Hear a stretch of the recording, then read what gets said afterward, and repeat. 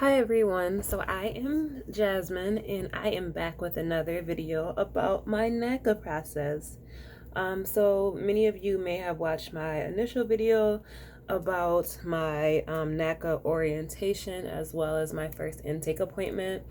I did about a 15-minute video just describing what that was like and how that went, just so that people could watch it and get some kind of reference point of what to expect. So if you watched my first video, you guys saw that I was yawning a lot, so I apologize for that. I know that some people really took offense to it. Someone actually wrote a comment about how I need to get rest before I make a video. And the funny part was that I had just woke up in the morning and I had got a lot of rest, so I don't know where the yawning came from, but I apologize and I'll try to do better if it can be distracting. But I did say that I would make another video before my next appointment, just to talk about our action plan. So we do have another appointment coming up on February 4th. And I'm going to be completely honest, with just the holidays and everything going on, we have not done anything. We really haven't. We literally had our appointment on December 6th, I think, or no, December 10th. And then since then, we haven't done anything. Like I told my husband the other day, babe, we got to start doing this stuff because there's some stuff that we need to like order through the mail, and we just really need to start this whole process. So hopefully we can start that tonight. But I know that people may be curious about what an action plan is. And if you haven't watched my video, an action plan is basically a list of items that they want you to get done. So a lot of those things include like letters they want you to write, letters of explanation. So a quick letter talking about why you may have been late for a payment with your credit card, or a quick letter about why you have two different last names on your credit report. And they obviously give you templates for that, and I will show you guys that as well. But they give you an action plan and they tell you to get all these things accomplished before you come in again. And it's meant to do it so then that you can expedite the process. So this is what the action plan looks like. I'll back it up a little bit so you don't see all my information. But it's a Naca action plan. All right, guys. So basically, it just says like, congratulations on completing the session. Naca will work with you for as long as it takes to improve your financial position and to become Naca qualified. The NACA action plan is designed to give you an overview of your current financial circumstances, including your readiness for home ownership, and provide you with a list of steps to improve your overall financial position. So I guess that's the goal of what it's trying to do. Be sure to ask questions and obtain complete understanding of all action items prior to the end of your session. Blah, blah, blah, blah, blah. So on here, it tells us about how much money they want us to save. So I think I told you guys, in the intake session, they asked you like, okay, how much would you want your mortgage to be? Obviously, this is not set in stone. This isn't exactly what it's going to be, but they want you to kind of tell them about how much you want your mortgage to be. And based off of that, there's an amount that they want you to have saved. And apparently, I think, correct me if I'm wrong, apparently you have to have this amount saved before you can be officially qualified. And I think the reason she said that is because if we qualify you and then you find a house the next day and you don't have the money, then we can't really, help or whatever, something in that category, right? So it talks about the money they want you to have saved. I think they want us to have saved $5,000. And then it talks about additional action items needed. So I don't care I don't care about being honest with you guys. Some of those action items on our list is they want me to write a letter about my different names. So on my credit report, there's my maiden name as well as my married name. So they need me to write a letter saying that I got married, and they want me to like attach my marriage license as well as my birth certificate so that I can account for that. They also ask for a letter about my addresses and stuff. So if I have different addresses on my credit report, they want to know why. They want me and my husband both to write a letter about our student loans and talk about whatever payment plans we're on. And if we're not on payment plans, they want proof that we have to only pay zero right now. They want us to do our credit card statements, and that's something that's normal. They ask for your credit card statements in the very beginning at your initial appointment, and then they continue to ask for that for the past 90 days every time you go in for an appointment, right? They're asking about our charge-offs and collections. So anything that's been in collections before, they're asking us to write a letter or give evidence that we actually paid it off and that's not something that we're in debt to still. They want us to do payment shock. So I'm still confused on what payment shock is. That seems to be the most complicated thing in this whole process. So if somebody has a great way to describe it to me, please feel free to do so, because I'm still confused. But for what I know about it is that you're supposed to save a certain amount a month. So you tell them how much you think you can save, and then you're supposed to be able to prove that you can save that. So me and my husband said that we're going to save $400 a month. So when we go back, we should have $800 more in our account than what we had when we went before. They obviously tell us not to accrue any more debt. They want our W-2 forms, because by the time we go, it's going to be February 4th, and we should have all our W-2s from our jobs. They want more bank statements, so you have to continue to provide bank statements throughout this process. Yeah. So yeah, I'm so sorry. I literally walked away.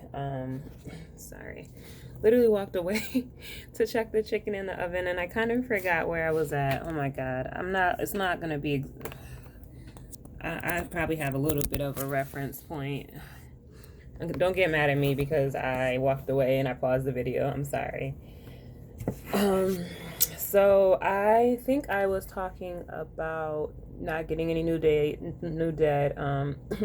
making sure that you have to provide the bank statements for the entirety of the program. What else? Yeah, I think, and then also I guess as another action item is that we have to participate. So I guess as a part of being the Naca program, you have to participate. I don't know the frequency. It says complete one volunteer activity before being qualified. So that could be a variety of things. That can be going to the NACA workshop and helping out there. That can be taking flyers and handing it to your church or handing it to your job. That can be making a YouTube video. They did say that. That's not exactly why I'm doing this, but I may count it, honestly. So we have to participate before we get qualified.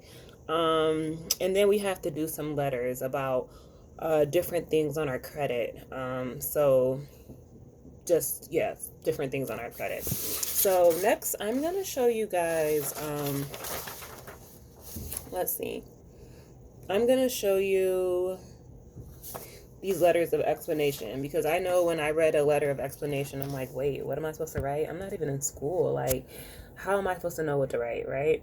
And I am so tired of writing. But I mean, when you have a template like this, it just really makes everything easier.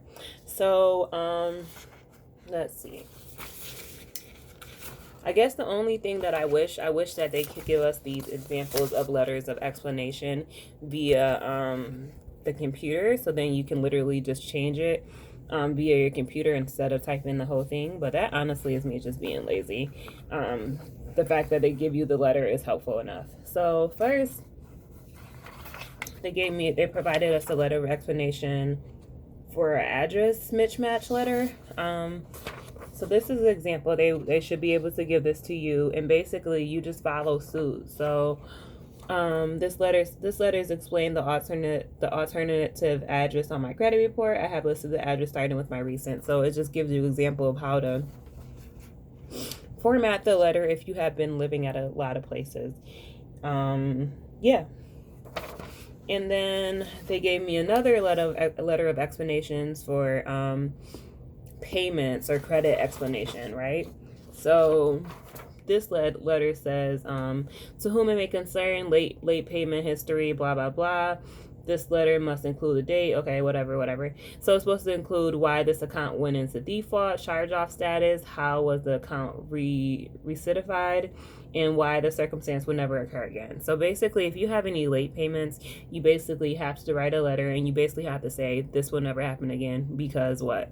So I'm going to be honest, I had like 3 late payments, and I told the counselor a lot of times when I have late payments of anything, it's not because I don't have the money. It's literally because I don't have automatic payments set up on anything purposely, and I will forget to pay it or just think I have enough time to pay something and I really don't, and then I'm like, oh shoot, that was due the other day. So I think I had 3, and there's like 3 letters that I have to write, but like I said, they provide the template and that's just amazing. So it's not like you have to just think of something from jump.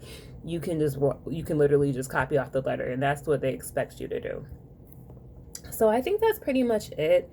Like I said, we haven't actually started the action plan, and we probably should, because our next appointment is February 4th, which is less than a month away. So we really should probably start it. I'm hoping that I can try to get my husband to do that tonight with me, just so that, and I think I told him we can do little by little. We can do a couple letters tonight, so then it doesn't become overbearing or it feels like such a duty a week beforehand, right? So I don't know.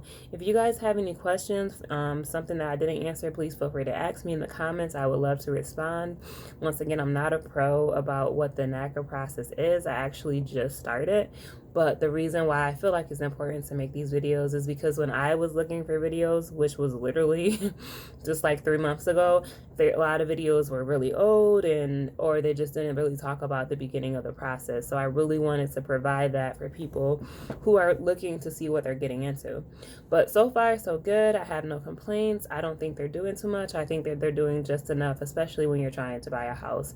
I'm here for anybody trying to help me buy a house, and if they want me to do something, I'm gonna do it. So I will definitely make another video after our second appointment to let you guys know how that went, what to expect, to see where we're at. I don't know. Like I said, they want $5,000 saved before you get qualified. I'm not really sure that we're going to have that saved by the next appointment. Tax season coming though. So we'll definitely have it saved after that. But I'm just super excited to see how fast this process goes. I think I told you, well, I didn't tell you guys. They said some people move pretty fast. Like there has been people who literally got through the program in 6 months or so. We're actually in an apartment now, and our lease isn't up to June. So we're not in a rush specifically to finish the program, just because we won't be able to move into like probably July 1st, right? But we do want to finish this process and be able to move on to the next part of our life. So if you guys have any questions, please feel free to inbox me or comment below. I see that I got a couple new subscribers, so maybe you guys are interested in the program as well and are looking for content from me. So if you guys need anything, please feel free to hit me up. Deuces.